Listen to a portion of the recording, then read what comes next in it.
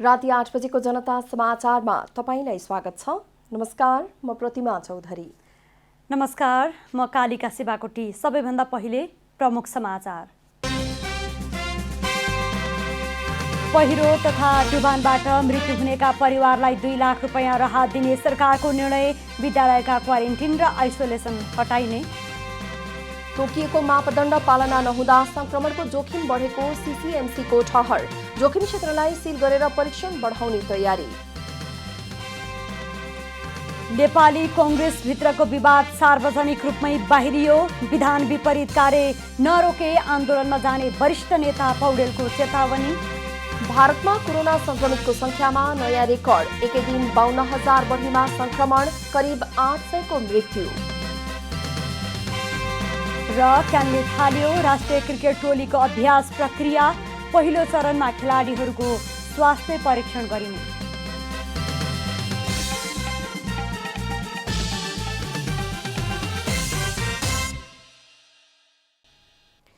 अब पुरा समाचार। सरकारले बाढी, पहिरो तथा डुबान जस्ता विपदमा मृत्यु हुनेको परिवारलाई 2 लाख रुपैयाँ राहत उपलब्ध गराउने भएको छ। परिवारमा एकजना सदस्यको विपदमा परि मृत्यु भएमा 2 लाख र अन्य व्यक्तिको मृत्यु भएमा त्यसमा थप 1 लाख रुपैयाँ राहत दिइने सरकारका प्रवक्ता डाक्टर युवराज खतिवड़ाले बताउनुभयो। सरकारले एकद्वार प्रणालीबाट राहत उपलब्ध गराउने नीति लिएको उहाँले बताउनुभयो। वहाँले मानवीय क्षति बाहेक घर, आवास, बाली, अन्य भौतिक नोक्सानी भएका परिवारलाई समेत उचित राहतको व्यवस्था गरिएको बताउनुभयो। विपदको घटनामा परि कुनै परिवारको एकजनाको मृत्यु भएमा रु 2 लाखको दरले, सोही परिवारमा अन्य व्यक्तिको समेत मृत्यु भएमा प्रति व्यक्ति रु 1 लाखका दरले राहत रकम उपलब्ध गराउने व्यवस्था गरिएको छ। यसरी मृतकको परिवारलाई उपलब्ध गराउने राहत एकद्वार नीति अवलम्बन गरी उपलब्ध गराउने। सरकारले विद्यालय भवन र परिसरमा क्वारेन्टिन र आइसोलेसन सम्बन्धी कुनै पनि काम सञ्चालन नगर्ने निर्णय पनि गरेको छ। विद्यालय भवनलाई मापदण्ड अनुसार स्थानीय तहले निर्मलीकरण गरी अध्ययन अध्यापन गर्न योग्य बनाउने निर्णय समेत सरकारले गरेको छ। हामीले पठन पाठन सुरु गरिसकेका छैनौँ। खालि नियमित रूपमा परीक्षा सञ्चालन गर्ने, सामान्य रिजल्ट निकाल्ने कुराहरूदेखि लिएर भर्नासम्मका कुराहरू गरेका छौँ। र कोभिडको चाहिँ जोखिम बढ्दै जाँदा या कम हुँदै जाँदा तदनुरूप फेरि सरकारले कदम चाल्छ नि। सरकारले खाद्य व्यवस्था तथा व्यापार कम्पनीलाई 10,000 मेट्रिक टन र साल ट्रेडिङ कर्पोरेसनलाई 20,000 मेट्रिक टन चिनी 50% भन्सार महसुल छुट गरी आयात स्वीकृति दिने निर्णय पनि गरेको छ। नेपालमा कोरोना भाइरस कोभिड-19 को संक्रमणबाट थप 3 जनाको मृत्यु भएको छ। स्वास्थ्य तथा जनसङ्ख्या मन्त्रालयका प्रवक्ता डाक्टर जागेश्वर गौतमले मोरङमा 1 र पर्सामा 2 जनाको कोरोनाका कारण मृत्यु भएको बताउनुभयो। मृत्यु हुनेमा मोरङको सुनबसी 8 का 45 वर्षीय पुरुष र पर्साको वीरगञ्ज 7 का 70 वर्षीय वृद्ध रहेका छन्। यो सँगै नेपालमा कोरोनाबाट मृत्यु हुनेको संख्या 52 पुगेको छ। मोरङ जिल्ला सुनबर्सी नगरपालिका वार्ड नम्बर 8 निवासी 45 वर्षीय पुरुषको हिजो मिति 2077 साउन 14 गते निधन भएको छ। निजलाई ज्वरो र श्वास प्रश्वासमा कठिनाई भएको। पर्सा जिल्ला वीरगञ्ज महानगरपालिका वडा नम्बर 7 निवासी 70 वर्षीय एक पुरुषको मिति 2077 साउन 14 गते दुःखद निधन भएको छ। बिहिबार नेपालमा 274 जना कोरोना भाइरसका नयाँ संक्रमित थपिएका छन्। यो सँगै नेपालमा कुल संक्रमितको संख्या 19,547 पुगेको छ। प्रवक्ता गौतमका अनुसार अहिले विभिन्न अस्पतालमा 5,227 संक्रमित उपचाररत रहेका छन्। बिहिबार 227 जना डिस्चार्ज भएसँगै आजसम्म 14,248 जना डिस्चार्ज भएका छन्। बिहिबार पीसीआर विधिबाट 6,304 वटा नमुना परीक्षण भएका छन्। आजसम्म पीसीआर विधिबाट 3,63,648 जनाको कोरोना परीक्षण भएको छ। अहिले देशभरिका क्वारेन्टिनमा 13,201 जना रहेका छन्। COVID-19 crisis management centre CCMC निर्देशक समितिको बैठकले कोरोना संक्रमणको जोखिम देखिएका ठाउँहरू सील गरेर परीक्षणको दायरा बढाउने निर्णय गरेको छ। बिहिबार बसेको बैठकले लकडाउन खुकुलो भएपछि संक्रमण जोखिम रहेका ठाउँको अवस्था विश्लेषण गरी पीसीआर परीक्षणको दायरा बढाउने निर्णय गरेको हो। प्रधानमन्त्री तथा मन्त्री परिषद कार्यालयका सचिव महेन्द्र प्रसाद गुरागाईले आवश्यकता अनुसार संक्रमण देखिएको ठाउँ सील गरेर पीसीआर परीक्षणको दायरा बढाइने बताउनुभयो। आवश्यकता अनुसार पीसीआर परीक्षण गर्ने, भाद्र 1 गतेदेखि सुरु हुने सेवा सञ्चालनका मापदण्ड सम्बन्धित मन्त्रालयले छिटै तयार गर्ने, प्रवेश बिन्दुमै क्वारेन्टाइन व्यवस्थापन गर्ने, केही दिनको परीक्षण नतिजाका आधारमा परिस्थिति विश्लेषण गर्ने र भावी रणनीति तय गर्ने। भाद्र 1 गतेबाट सुरु हुने सेवा क्षेत्र सञ्चालनका लागि आवश्यक स्वास्थ्य सुरक्षाका मापदण्ड तयार पार्न पनि बैठकले सम्बन्धित मन्त्रालयहरूलाई जिम्मेवारी दिएको छ। पछिल्लो समय काठमाडौँ उपत्यका प्रवेश गर्नेहरूको पीसीआर परीक्षण गरिरहेको सरकारले अब प्रवेश बिन्दुमै क्वारेन्टिन व्यवस्थापन गर्ने भएको छ। काठमाडौँ प्रवेश गर्ने नाकामा गरिएको परीक्षणमा संक्रमण देखिन थालेपछि प्रवेश नाकामै क्वारेन्टिनको व्यवस्था गरिने उहाँले बताउनुभयो। बैठकले लकडाउन खुकुलो भएको केही दिन यताको परीक्षण नतिजा विश्लेषण गरी आगामी रणनीति तय गर्ने निष्कर्ष पनि निकालेको छ। स्वास्थ्य मन्त्रालयले तोकेको मापदण्ड पूर्ण रूपमा पालना नभएका कारण संक्रमणको जोखिम बढेको सीसीएमसीले ठहर गरेको छ।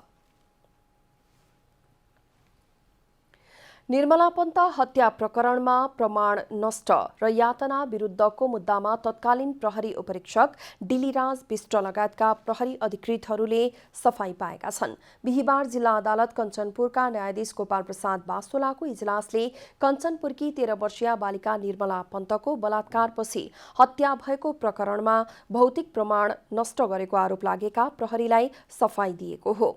जिल्ला अदालत कञ्चनपुरका श्रेष्ठदार यदुराज शर्माले पीडित भनिएका दिलीप विष्टलाई पक्राउ गर्दा र जमानत दिँदा उनको शरीरमा चेक जाँच भएको र त्यसबेला कुनै घाउ चोट नरहेकाले अर्को मुद्दामा समेत प्रमाण नष्ट गरिनुपर्ने कुनै कारण नरहेको ठहर गर्दै प्रतिवादीहरू 8 जनालाई सफाई दिइएको बताउनुभयो।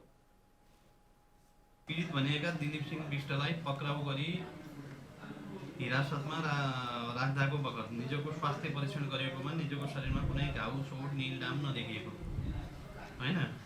त्यसपछि शारीरिक मानसिक अवस्था सामान्य रहेको भन्ने परीक्षण रिपोर्टबाट देखिएको।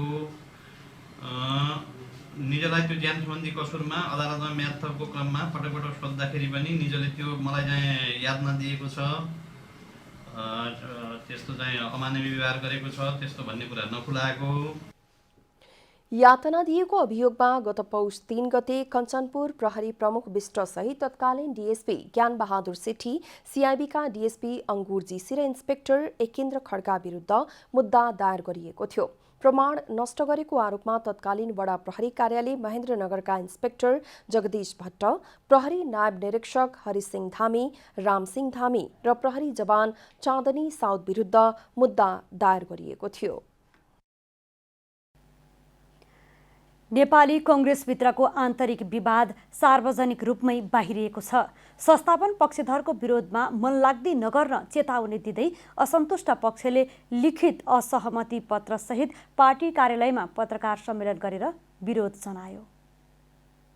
नेपाली कांग्रेसका वरिष्ठ नेता रामचन्द्र पौडेल र उहाँ समर्थित नेताहरूले बिहिबार सभापति शेरबहादुर देउबाका पछिल्ला क्रियाकलापको विरोधमा पार्टी कार्यालय सानेपामा पत्रकार सम्मेलनको आयोजना गरी मनलाग्दी नगर्न लिखित पत्रसहित ध्यानाकर्षण गराएको छ। सभापति देउबाले पार्टीमा एकलौटी निर्णय गरेको भन्दै पौडेल पक्षले सार्वजनिक रूपमै असन्तुष्टि जनाएको हो। पौडेल समूहले सभापति देउबाले पार्टीको विधान र निर्वाचन आचार संहिता विपरीत कार्य गरेको आरोप लगाएको छ। देउबाले महाधिवेशन आफ्नो पक्षमा पार्न निर्वाचन आचार संहिता मिचेर विभाग गठनसँगै कार्यकर्ता मनोनयन गरिरहेको भन्दै विधान विपरीतका कार्य तत्काल नरोकिए दबावमूलक कार्यक्रम अगाडि बढाउने चेतावनी दिएको छ। आज सभापतिले अब यहाँ चाहिँ नेपाली कांग्रेसका विभागहरू 28 विभाग हाम्रो विधानमा थिए, त्यसलाई फेरि बढाएर 47-48 पुर्याएर अनि उहाँले जथानाम चाहिँ यो अहिले अधिवेशन सुरु भइसकेको अवस्थामा पद बाँडेर मानिसहरूलाई प्रभावित पार्ने, महाधिवेशनलाई प्रभावित पार्ने, आउँदो आम निर्वाचन पार्टी निर्वाचनलाई प्रभावित पार्ने खालको चाहिँ एउटा चाहिँ क्रियाकलाप भयो, गतिविधि भयो। देशभर पारदर्शी हिसाबले क्रियाशील सदस्यता वितरण र नवीकरणका काम हुनुपर्ने पौडेल पक्षको माग छ। भातृ संस्थाहरूको अधिवेशनबाट नै महाधिवेशनमा प्रतिनिधि आउने भएकाले अधिवेशन गर्नुपर्ने वरिष्ठ नेता पौडेलको माग छ। पार्टीको भातृ संस्थाहरूको पनि अधिवेशन गरेर मात्रै पार्टीको भोलिको प्रतिनिधित्व महाधिवेशनमा प्रतिनिधित्व हुन सक्छ। अधिवेशन नगरिकन प्रतिनिधित्व हुन सक्दैन। अधिवेशन नगर्ने भातृ संस्थाहरूको अथवा विदेशी जनसम्पर्क समितिहरूको के अरे महाधिवेशनमा प्रतिनिधित्व हुन सक्दैन, मिल्दैन।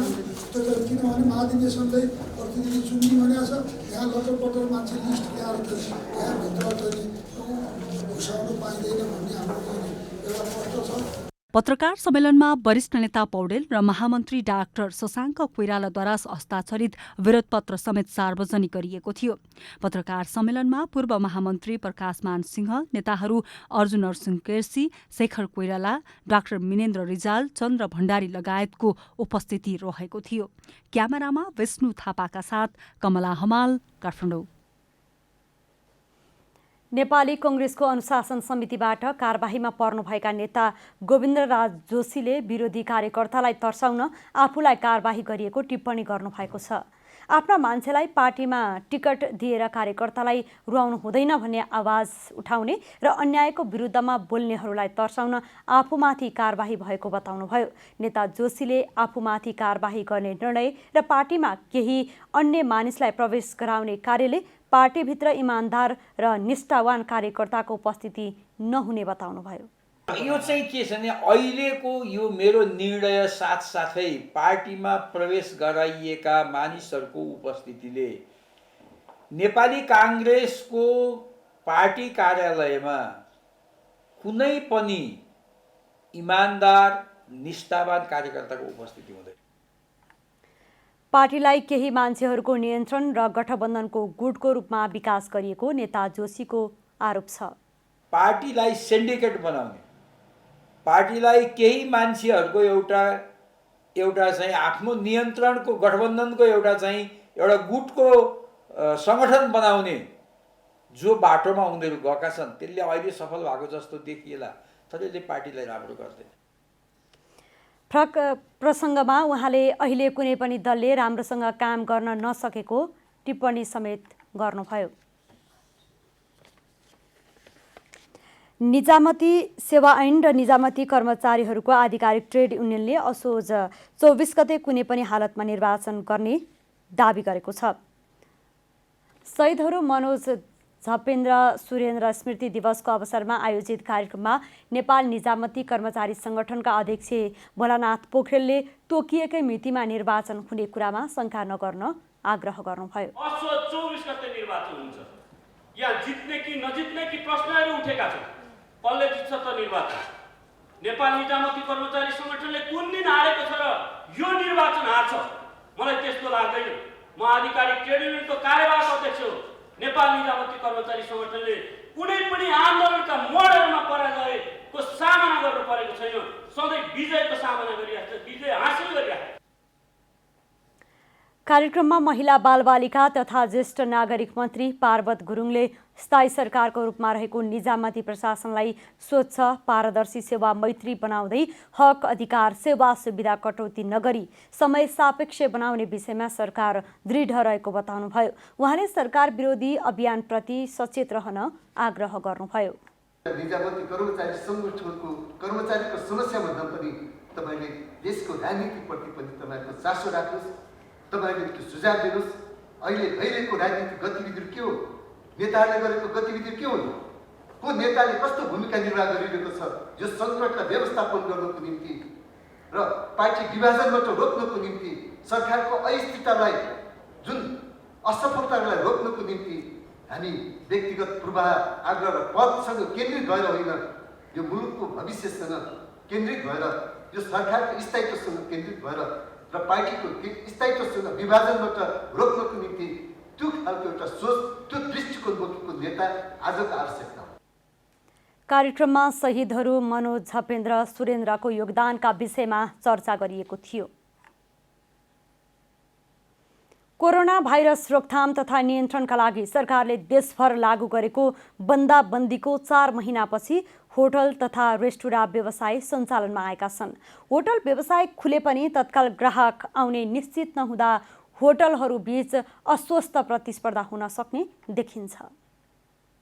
सरकारले साउन 6 गतेबाट औपचारिक रूपमा बन्दाबन्दी नरहेको घोषणा गर्दै विभिन्न क्षेत्रलाई सुचारू गराएको थियो। साउन 15 गते बिहिबारदेखि पर्यटन क्षेत्र सञ्चालन गर्न स्वीकृति दिने निर्णय गरेको थियो। सरकारी निर्णयअनुसार बिहिबारदेखि होटल तथा रेस्टुरेन्ट लगायत ट्रेकिङ, ट्राभल र पर्वतारोहणका कार्यालयहरू सञ्चालनमा आएका छन्। सरकारले पर्यटन क्षेत्रलाई सुचारू गर्न अनुमति दिए पनि होटल व्यवसाय सञ्चालन गर्न समस्या रहेको व्यवसायीको गुनासो छ।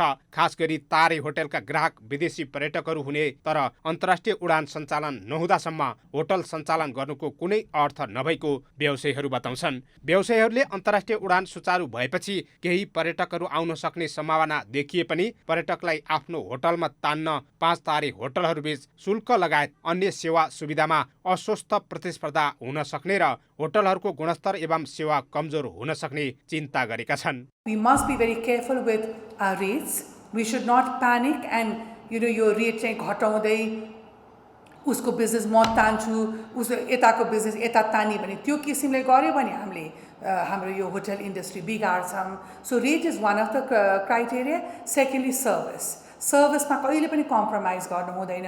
अहिले मैले देखिरहेको छु सर्भिस सेक्टर अलिकति खस्केको देखेको छु र हामीले त्यो महसुस पनि गरेको छौँ। कोरोना भाइरस संक्रमण जोखिमका कारण पूर्ण क्षमतामा होटलहरू सञ्चालन गर्न नसक्दा सञ्चालन लागत पनि बढ्ने देखिन्छ। त्यसैले खर्च उठाउनका लागि पनि होटलहरूबीच अस्वस्थ प्रतिस्पर्धा हुने सम्भावना उत्तिकै छ। Human resource is a major cost factor र अर्को तपाईँको चाहिँ अपकमिङ नयाँ होटल्सहरूको चाहिँ तपाईँको interest cost is a major cost factor. यो चाहिँ फिक्स्ड कस्टहरू हो। यो भनेको मेजर सोर्सेस अफ मार्केट भनेको इन्डिया र चाइना नै हो। अब त्यसको रिभाइभल हामीले हेर्नैपर्छ, कुरेर हेर्नैपर्छ। तर त्योभन्दा अगाडि हामी डोमेस्टिक टुरिज्ममा हामी पनि कसरी एक्सप्लोर गर्न सक्छौँ, डेफिनेटली हामी त्यतातिर फोकस गर्नुपर्ने हुन्छ। यता कोरोना रोकथाम तथा नियन्त्रणका लागि बनाइएको सरकारी मापदण्ड पूरा गर्न 30 देखि 50% थप सञ्चालन खर्च बढ्ने व्यवसायीको भनाइ छ। सरकारले आन्तरिक तथा अन्तर्राष्ट्रिय उडानहरू भदौ 1 गतेबाट सञ्चालन गर्ने निर्णय गरेसँगै तारे होटलहरूले पनि त्यसपछि मात्रै बिजनेस पाउन सक्ने देखिन्छ। संसदको उद्योग तथा वाणिज्य र श्रम तथा उपभोक्ता हित समितिले नेटवर्किङ व्यवसायको विषयमा अध्ययन गर्न उपसमिति गठन गरेको छ। सांसद सोमप्रसाद पाण्डे संयोजक रहने गरी समितिले नेटवर्किङ व्यवसाय र प्रत्यक्ष वस्तु बिक्रीका विषयमा अध्ययन गर्न 5 सदस्यीय उपसमिति गठन गरेको हो। समितिका अन्य सदस्यहरूमा कृष्ण कुमार श्रेष्ठ, अमृता अग्रहरी, प्रकाश रसाइली र सरिता कुमारी गिरी रहेका छन्। उपसमितिले 15 दिनभित्र सम्बन्धित निकाय, विभाग, मन्त्रालय र व्यक्तिहरूसँग छलफल गरी आफ्नो राय पेश गर्ने समिति सभापति विमल प्रसाद श्रीवास्तवले जानकारी दिनुभयो। माननीय सोमप्रसाद पाण्डेज्यू संयोजक रहने गरी माननीय कृष्ण कुमार श्रेष्ठ, माननीय अमृता अग्रहरी, माननीय प्रकाश रसाइली, माननीय सरिता गिरी जो यो 5 जनाको समिति बनेछ। यो 5 जना समितिले 15 दिनभित्र सम्बन्धित निकाय, विभाग, मन्त्रालय, सम्बन्धित व्यक्ति इत्यादिसँग छलफल गरी नियम कानुन सबैको अध्ययन गरी र यस विषयमा के कसो गर्नुपर्ने हो आफ्नो रायसहित यो समितिमा उहाँहरूको प्रतिवेदन आउँछ, पेश हुन्छ।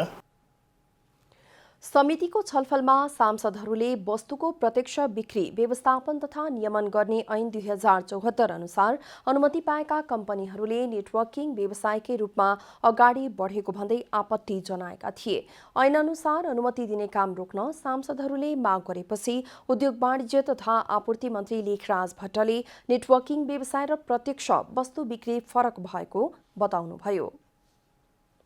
ऐन विपरीत कसैले काम कारबाही गर्छ भने त्यसलाई छुट छैन यहाँ। अनि हाम्रो नियमावली अनुसार उ चल्दैन भने उसलाई छुट छैन। सरकारले ल्याएको ऐन अनुसार अहिले 7वटा कम्पनीले अनुमति प्राप्त गरेका छन्। ती कम्पनीहरूबाट उपभोक्ता नठगिने र गुणस्तरीय वस्तुको बिक्री वितरण हुने मन्त्री भट्टको भनाइ छ। राष्ट्रिय गौरवका आयोजनाहरूमा समयमै सम्पन्न नहुने, तोकिएको लागतमा पूरा नहुने र गुणस्तरीय रूपमा निर्माण नहुने गरेको समस्या देखिएको छ। गौरवका आयोजना निर्माणमा स्रोतको पनि समस्या देखिने गरेको छ।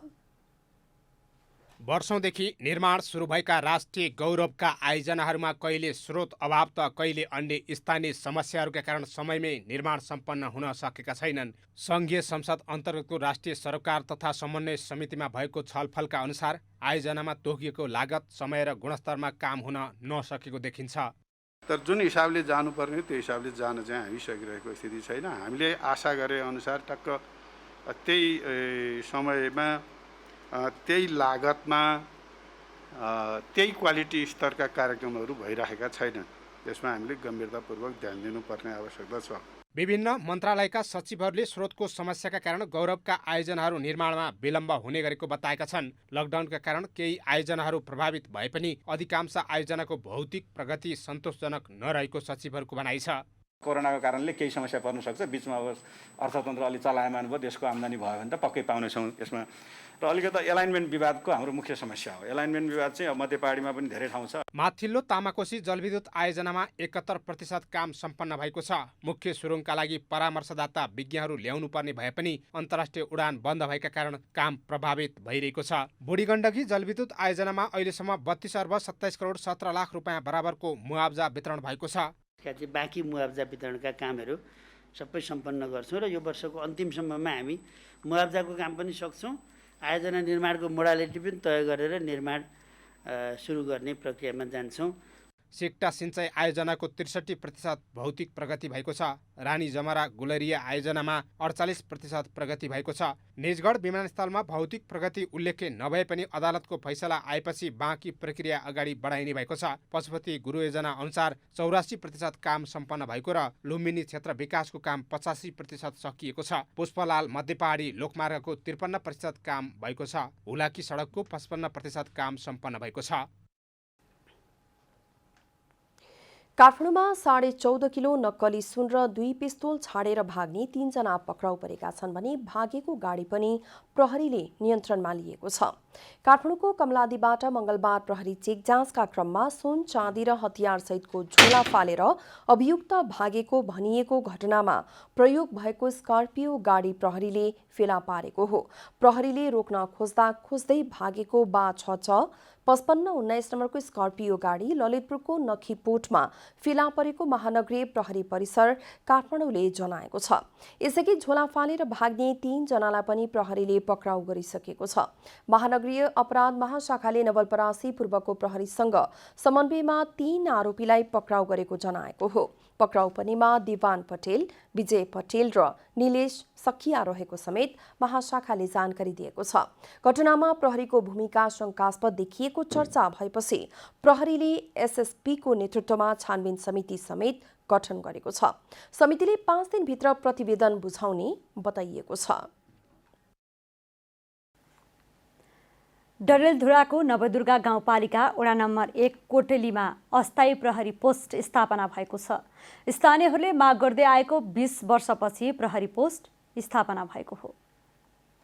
डडेलधुराको नवदुर्गा गाउँपालिका वडा नम्बर 1 का नागरिकले माग गरेको 20 वर्षपछि अस्थायी प्रहरी पोस्ट पाएका छन्। विगतको नजिर हेर्दा हत्या हिंसा धेरै हुने नवदुर्गा गाउँपालिका वडा नम्बर 1 कोटेलीमा प्रहरी पोस्ट स्थापना भएपछि त्यहाँका नागरिकले शान्ति महसुस गरेका छन्। 62-63 को जनआन्दोलन पछि नै हामीले चाहिँ यो चौकीको चाहिँ स्थापना हुनुपर्छ यहाँ भनेको चाहिँ हामीले माग गरेका हौँ र अहिले बल्ल आएर चाहिँ हामीले यो स्थापना गर्न सक्यौँ। अत्याधिक मदिरा सेवनका कारण कोटेलीमा धेरै घटना हुने गरेका थिए। केही वर्ष अगाडि सामान्य खानेपानीको विवादकै कारण चक्कु प्रहार गरी एक स्थानीय पत्रकार र मानव अधिकार कर्मी समेतको हत्या गरिएको थियो। पछिल्ला दिनमा महिलामाथि हुने हिंसा पनि कोटेलीमा बढ्दै गएका छन्। हाम्रो यहाँ अहिलेसम्म महिला हिंसाका घटनाहरू भइरहन्थे महिला इन्चार्ज दिनहुँ बढिराखेका थिए। हामीहरू महिलाहरूले सञ्जालहरू गठन गऱ्यौँ। त्यसपछि हामीले आमा समूहहरू गठन गऱ्यौँ। आमा समूह गठन गरेर पनि केही कुरा रोक्ने गऱ्यौँ। 1-1.5 महिना हामीले रोक्न सके पनि पछि ती हिंसाहरू यथावतै रहे। अस्थायी प्रहरी पोस्टका लागि 4 कोठे भवन गाउँपालिकाले निर्माण गरेको हो। आज चाहिँ यो अस्थायी प्रहरी पोस्ट स्थापना भयो। यो स्थापनाको दौरानमा हामीले धेरै सङ्घर्षका साथ काठमाडौँदेखि हामी डडेलधुराको प्रशासनसम्म लगायौँ। धेरै लामो समयदेखि 20औं वर्षसम्म यहाँ विभिन्न घटनाहरू सानोतिनो विवादका कारणले पनि विभिन्न घटनाहरू भए, मान्छे मरे।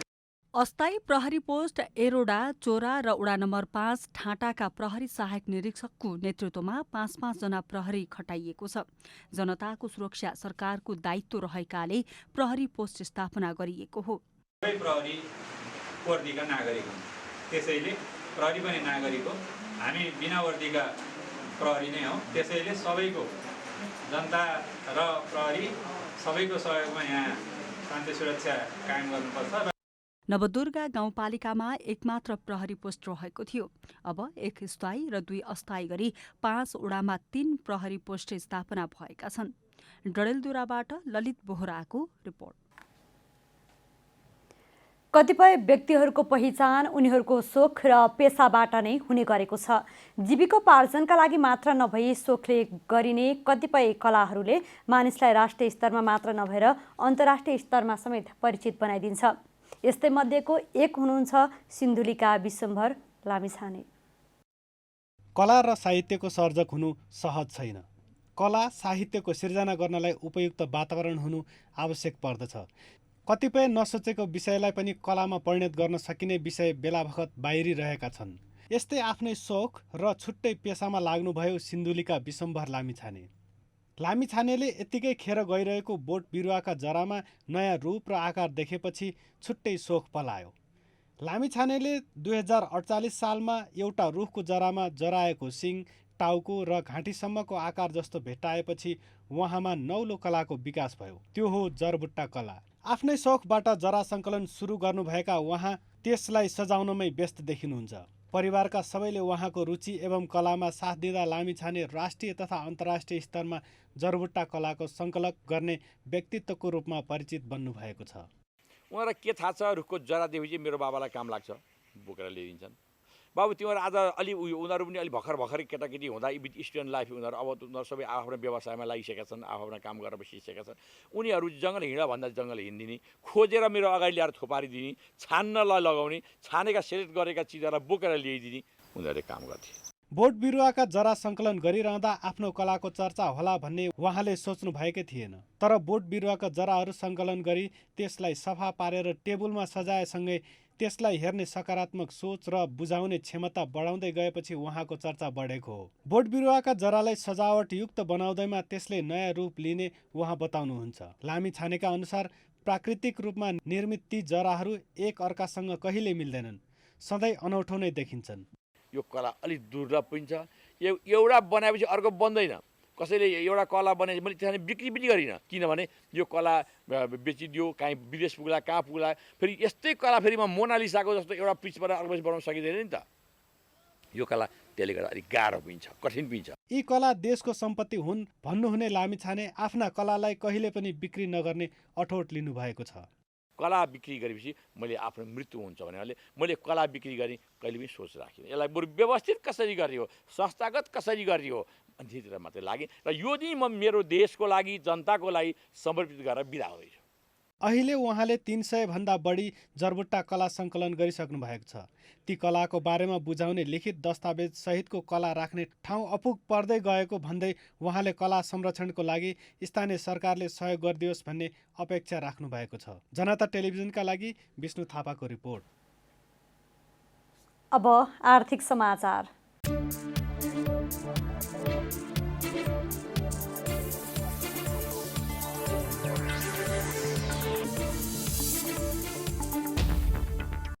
नेपाल उद्योग परिसङ्घले बजेट र मौद्रिक नीति कार्यान्वयनमा तदारुकता देखाउन सरकारको ध्यान आकर्षण गराएको छ। परिसङ्घका अध्यक्ष, पदाधिकारी एवं सदस्यहरूले अर्थमन्त्री डाक्टर युवराज खतिवडासँग भेट गरी चालु आर्थिक वर्षको बजेट र व्यवसायलाई राहत दिने गरी आएको मौद्रिक नीति कार्यान्वयनमा तदारुकता देखाउन अनुरोध गरेको हो। भेटमा परिसङ्घका प्रतिनिधिमण्डलले उत्पादनमूलक उद्योगमा लकडाउन अवधिभर विद्युतको डिमान्ड शुल्क छुट दिने व्यवस्था गराइदिन माग गरेका थिए। यस्तै निर्यात गरिएका वस्तुमा भ्याट फिर्ताको व्यवस्था, उद्योगहरूलाई आइइई र इआइइएमा देखिएका प्रक्रियागत जटिलतालाई सरलीकरण गर्न समेत प्रतिनिधिमण्डलले अनुरोध गरेको थियो। भेटमा अर्थमन्त्री डाक्टर युवराज खतिवडाले हाल उद्योग सञ्चालनको अवस्थाबारे जानकारी लिँदै उद्योगी व्यवसायीका वास्तविक मागहरूलाई सम्बोधन गर्दै जाने बताउनुभयो।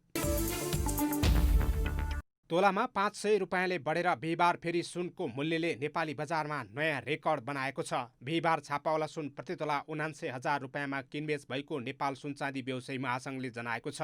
यो नेपाली बजारको हालसम्मकै उच्च मूल्य हो। बुधबार छापावाला सुन प्रति तोला 98,500 रुपियाँमा किनबेच भएको थियो। बिहिबार तेजाबी सुन प्रति तोला 98,560 रुपियाँमा किनबेच भएको छ। चाँदीको मूल्य भने स्थिर रहँदै प्रति तोला 1,200 रुपियाँमा कारोबार भएको महासङ्घले जनाएको छ। अन्तर्राष्ट्रिय बजारमा आर्थिक मन्दी छाएपछि सुनको मूल्यले दैनिक रूपमा नेपाली बजारमा रेकर्ड बनाइरहेको हो। अन्तर्राष्ट्रिय बजारमा सुन प्रति औँस $1960 हाराहारीमा कारोबार भएको छ।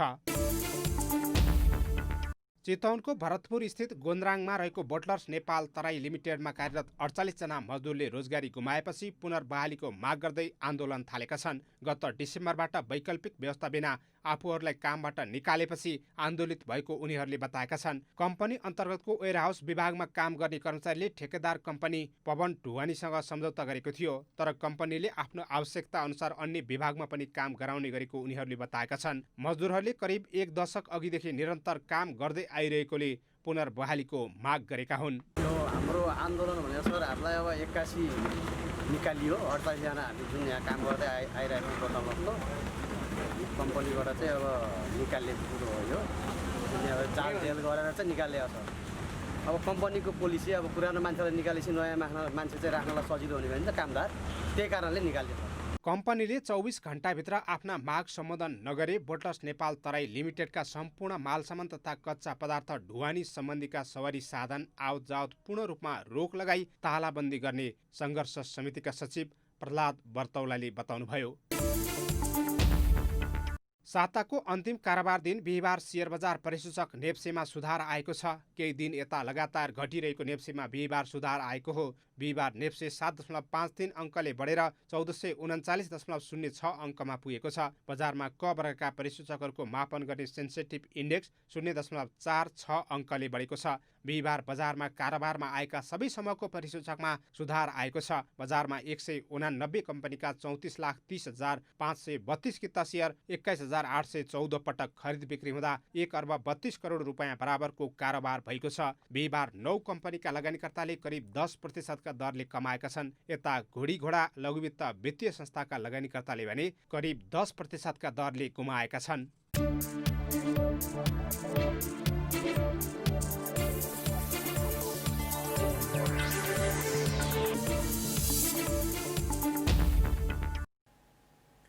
अब खेलकुद समाचार।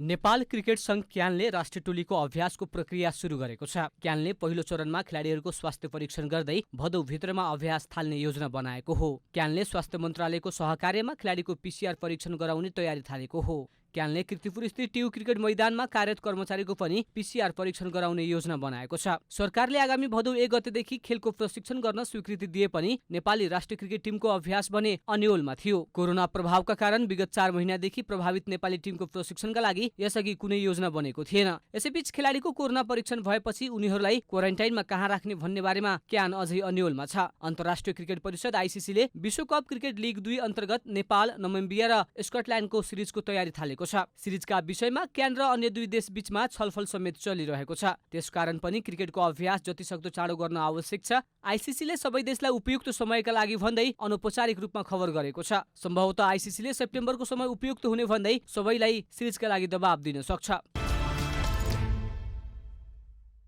राष्ट्रिय खेल भलिबलको प्रशिक्षण तत्काल नहुने भएको छ। कोरोना भाइरस कोभिड-19 को प्रभावपछि अन्य खेलको प्रशिक्षणको तयारी चलिरहँदा भलिबलको प्रशिक्षण भने तत्काल नहुने भएको हो।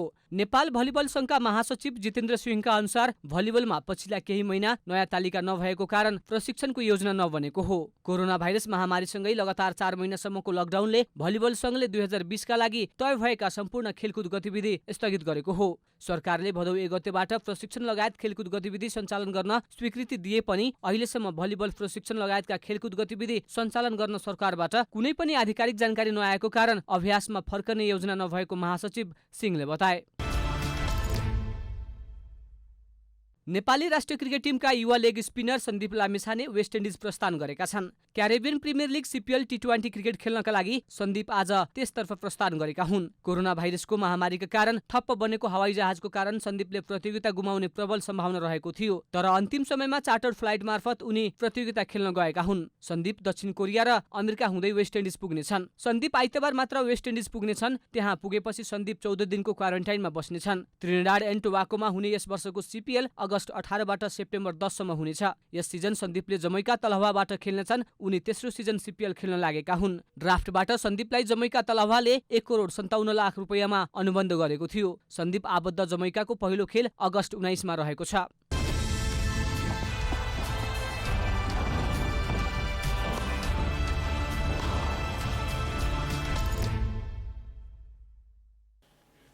अब मौसम समाचार।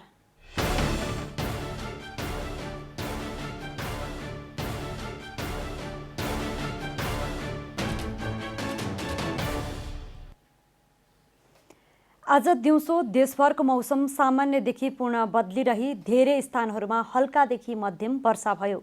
आज राति देशभर सामान्य बदलिरही केही स्थानहरूमा हल्कादेखि मध्यम वर्षाको सम्भावना रहेको जल तथा मौसम पूर्वानुमान महाशाखाले जनाएको छ।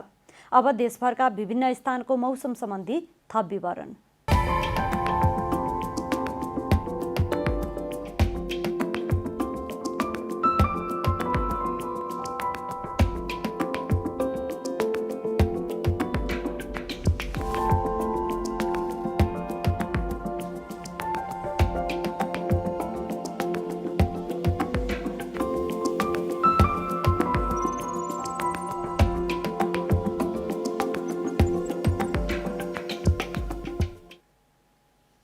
अन्त्यमा आजको डायरी। सरकारले बाढी पहिरो तथा डुबान जस्ता विपदमा मृत्यु हुनेको परिवारलाई 2 लाख रुपैयाँ राहत उपलब्ध गराउने भएको छ। परिवारमा एकजना सदस्यको विपदमा पनि मृत्यु भएमा 2 लाख र अन्य व्यक्तिको मृत्यु भएमा थप 1 लाख रुपैयाँ राहत दिइने सरकारका प्रवक्ता डाक्टर युवराज खतिवड़ाले बताउनुभयो। निर्मला पन्त हत्या प्रकरणमा प्रमाण नष्ट र यातना विरुद्धको मुद्दामा तत्कालीन प्रहरी उपरीक्षक ढिलीराज विष्ट लगायतका प्रहरी अधिकृतहरूले सफाई पाएका छन्। जिल्ला अदालत कञ्चनपुरले पीडित भनिएका दिलीप विष्टलाई पक्राउ गर्दा र जमानत दिँदा उनको शरीरमा चेक जाँच भएको र त्यसबेला कुनै घाउचोट नरहेकाले अर्को मुद्दामा समेत प्रमाण नष्ट गरिनुपर्ने कुनै कारण नरहेको ठहर गर्दै प्रतिवादी 8 जनालाई सफाई दिएको हो।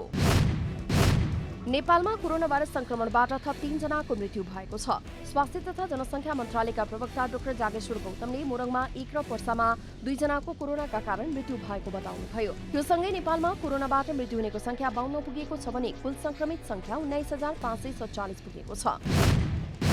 अमेरिकामा कोरोना भाइरस विरुद्धको अभियानमा राष्ट्रपति डोनाल्ड ट्रम्पले अवरोध गरिरहेको संक्रामक रोग नियन्त्रण एजेन्सीका निर्देशक डाक्टर एन्थोनी फाउचीले आरोप लगाएका छन्। डाक्टर फाउचीले महामारी विरुद्धको अभियानमा अमेरिका गलत दिशातर्फ लागेको भन्दै चिन्ता व्यक्त गरेका छन्। नेपाल क्रिकेट संघ क्यानले राष्ट्रिय टोलीको अभ्यासको प्रक्रिया सुरु गरेको छ। क्यानले पहिलो चरणमा खेलाडीहरूको स्वास्थ्य परीक्षण गर्दै भदौभित्रमा अभ्यास थाल्ने तयारी गरेको हो। क्यानले स्वास्थ्य मन्त्रालयको सहकार्यमा खेलाडीको PCR परीक्षण समेत गराउनु भएको छ।